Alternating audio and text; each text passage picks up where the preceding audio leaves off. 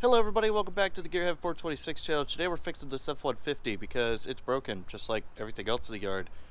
This is a 1998 F150 with a 5.4 liter Triton V8. It is a 2-valve, obviously, because it's a 1998. It does run, kinda. It needs U-bolts right here because both of them are broken on this side and the rear. If you know where U-bolts are, they're in the rear. They hold the rear axle to the springs. Unless you have a straight axle on the front with springs, then there's U-bolts in the front too. This side's perfectly fine, but we're going to go ahead and replace all 4 of them. The selector cable needs to come out as well because that's broken. This truck also needs an exhaust. Now I hope to go ahead and put in the rear portion of the exhaust today in this video, and in the next video you'll see me making up the midsection, which is from the headers all the way to the muffler. All of that has been completely removed, and I need to go ahead and make a set because we're trying to do this really cheap. And if we want to do it really cheap, we buy the material ourselves, make it ourselves. It's an easy truck. I'm a welder, not a big deal. I'll show you my welding. But I'm hoping that we could go ahead and do all that. It also needs, you know, the usual spark plugs and an air filter and, you know, a battery, which we have all of that. I hope to have this truck running and driving in the next video. First, let's go ahead and replace these U-bolts because it is super dangerous. Now to go ahead and do that, I need to pull this truck out of here so I can get my jack underneath to line the axle back up and the pins. And the reason why I need to pull it out is, you know, I'm pretty sure you guys can't see right here, but it dips down right here, and I have to pick up on that hitch receiver end with my jack, and I need to go as high as I can.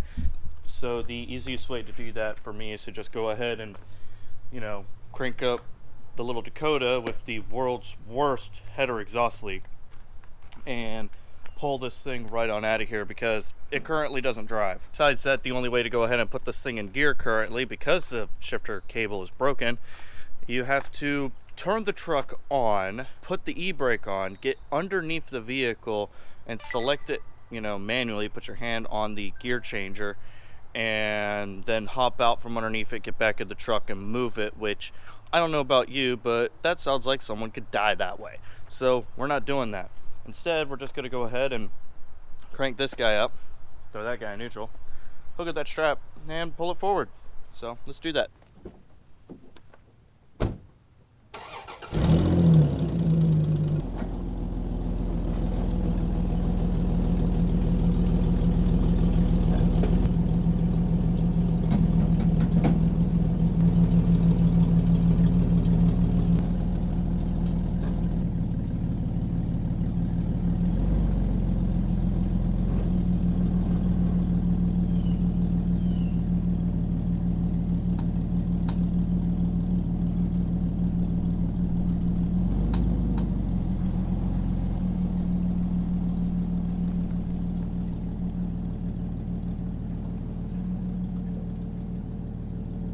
Alright, so that should be just about where I would need it to be. Also, another thing we need for this thing is windshield wipers. We need door panels, speakers, etc. Truck needs a good bit. But let's go ahead and clean all this up with the leaf blower right quick and jack it up and replace all them U-bolts so I can make this thing way less sketchy. Alright, so I got the jack up underneath it. The pin actually lined up very easy, seeing as how, you know, I went from being low to high ground to level ground, which worked out great. Everything's lined up. Now I could go ahead and pull out my favorite toy, which is my half-inch D-wall impact, and go ahead and replace these U-bolts. I had to go ahead and get a new top plate for this side because they both broke and it is lost. So yeah, but gonna go ahead and pull that side apart and then put it all back together, drop it down, and then whenever I do that, I can go ahead and air up this tire. The reason why I left it deflated and I didn't air it up is because A, it has a hole in it, and B, I wanted the axle to be as low as possible. So it was kind of doing me a favor. Hell yeah, that was easy. Alright, reason why I'm replacing these is because those ones broke. I have all new ones, may as well go ahead and replace them all.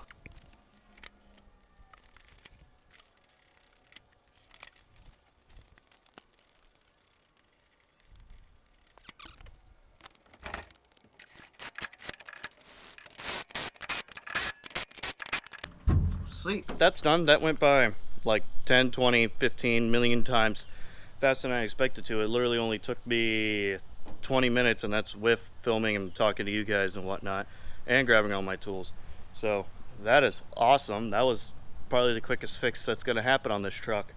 Now let's go ahead, since I'm already in the back, let's go ahead and get out the new catback exhaust that we bought for this thing from Summer Racing. It's just a 3-inch catback exhaust. It's like one of the cheapest ones. Before I do that though, I am going to go ahead and inflate that tire, put some wind in it, because it looks like it's low on wind.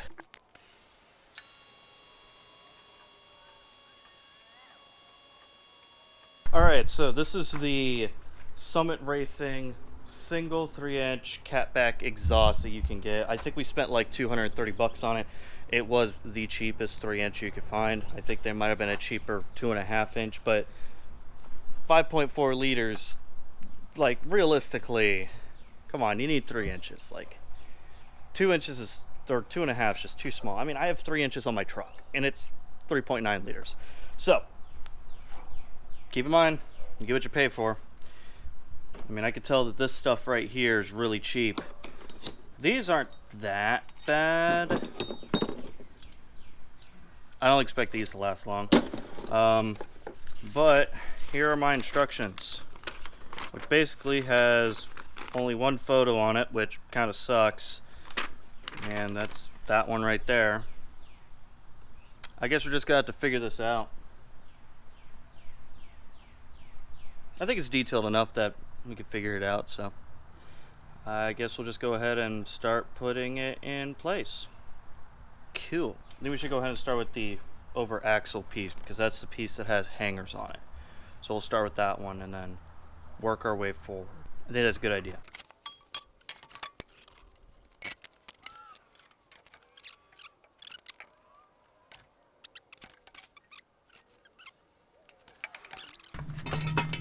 I went ahead and grabbed these jack stands to make my life easier.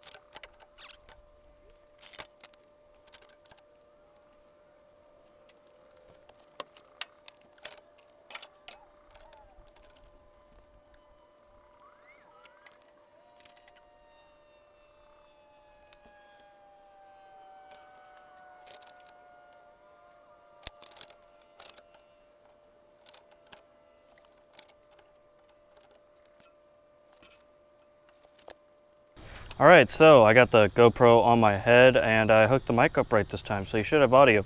But this is that selector, shifter, thingy, bobber, whatever that I talked about that was being broke. You can see it's broken right here, which makes it where this, you know, kinks and gets hit up into there. But the bracket for it as well is also bent, so I'm just gonna go to pick and pull and grab that to go ahead and put that back in place. The rear portion of the exhaust is done for right now. I have to make the midsection, and these are the collectors that I had to break down, or you know, the flanges. You can see where somebody else put an exhaust on it and then they cut it off, and well, I'm just trying to help. And look, this is why you don't use these. If you have a welder, use it. Like, look at this, the pipe is completely crushed and you can still see where it was leaking. Like, don't do that. You know, same for here. Like, it's completely crushed. Like, don't use these clamps. They're garbage. They're absolute garbage. But I need to go ahead and cut these off, and you know, we need to weld on the new one of these, and etc, etc. That's all next video, but all that is done. I have this one on that side, that one on that side, so I know where they came from on the vehicle. What we're gonna go ahead and do right now is we're gonna set the battery in place. I'm not gonna hook it up, I'm just gonna set it in place so it's, you know, not taking up space in my living room. We're gonna go ahead and throw the spark plugs in and the air filter.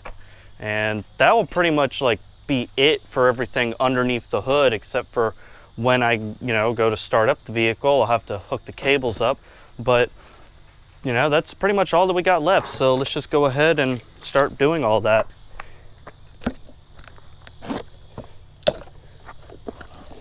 And of course I got an Optima battery because I love Optima batteries.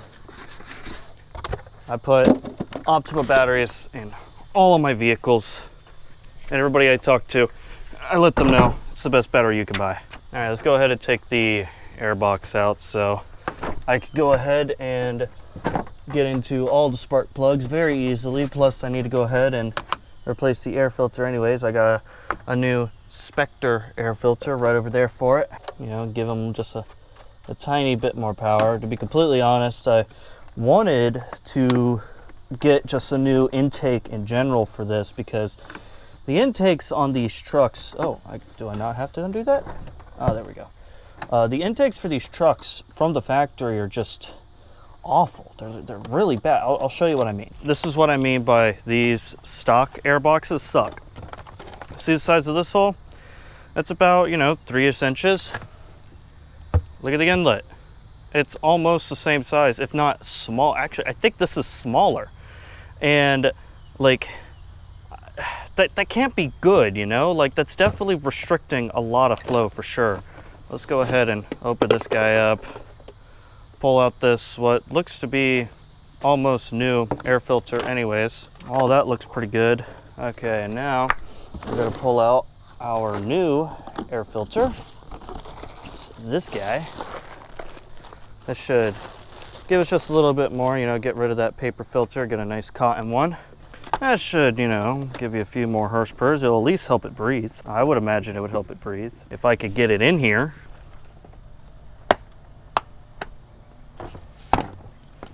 All right, there we go. Air filter is in, but we're gonna leave the air box out so I could have just a little bit more room to go ahead and work on everything that is in here, which is just gonna be removing the old spark plugs and putting in the new spark plugs. So that's what we're gonna go ahead and do. And a big thing that you need to do is get Motorcraft spark plugs only. On the 2 valves, they have a habit of the spark plugs getting shot out. This helps prevent the spark plug from getting shot out on any of the 2 valve engines. And on the 3 valve engines, they like to break in half. So on the 3 valve engines, definitely get the Ford Motorcraft and you won't have to worry about any of that. See, this is what they look like. I wanna make sure I got the right socket. Yes, I do. All right, now let's just go ahead and start pulling everything out. We'll do one at a time.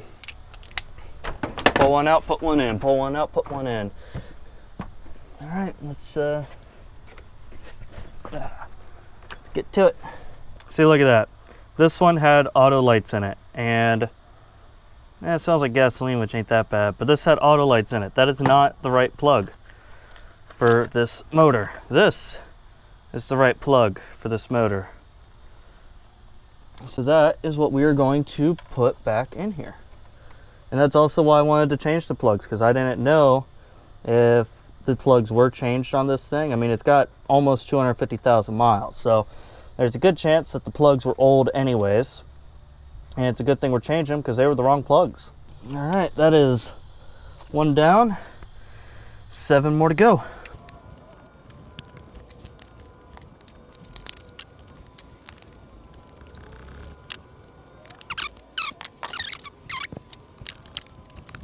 Thankfully, this truck has a body lift on it, so this actually makes it a bit easier to get into the rear plugs, specifically on this cylinder, which I don't remember how Ford labels their cylinders.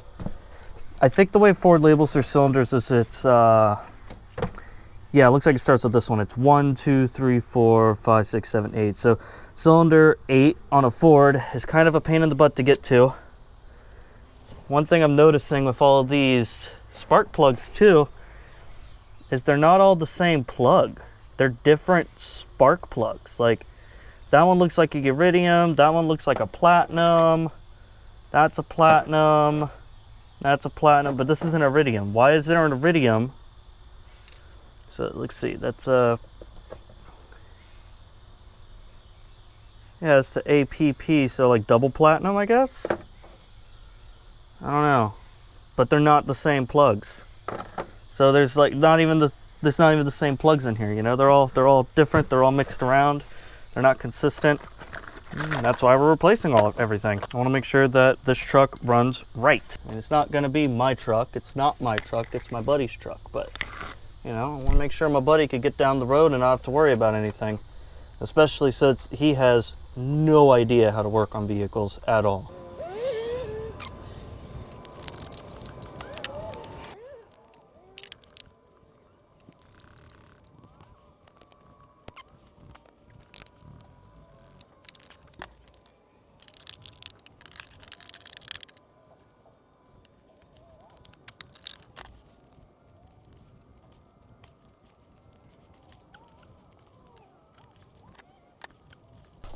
Alright, that side is now done. Now we could go ahead and move over to this side, which I think is easier to do, to be completely honest. Mostly because all the plugs are facing this way. That's what makes it easier. And they're not even tight either, they're all loose. Which, not a big fan of. That could also be why this thing takes a minute to start, and the fact that, you know, some of the holes are full of water. Which that could be from anything, from, you know, them mudding it to all kinds of, I mean, they're full of dirt. Like, look at that, that's full of frickin' dirt. Which is like, really? It's not good. Wow, that one wasn't tight at all. Like, no pressure and it was loose. I probably could have taken that one out by hand.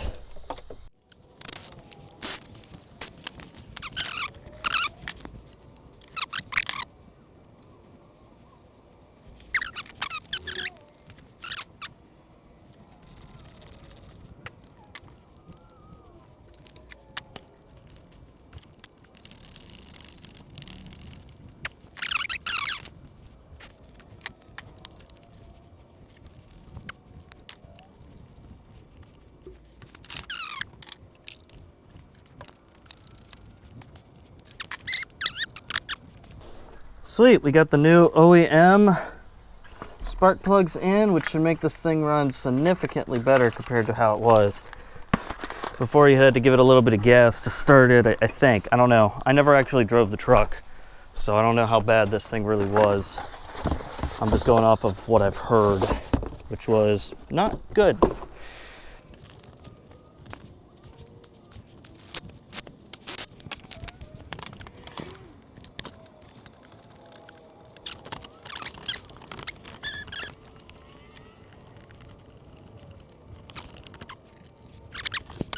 That didn't take nowhere near as long as I thought it would.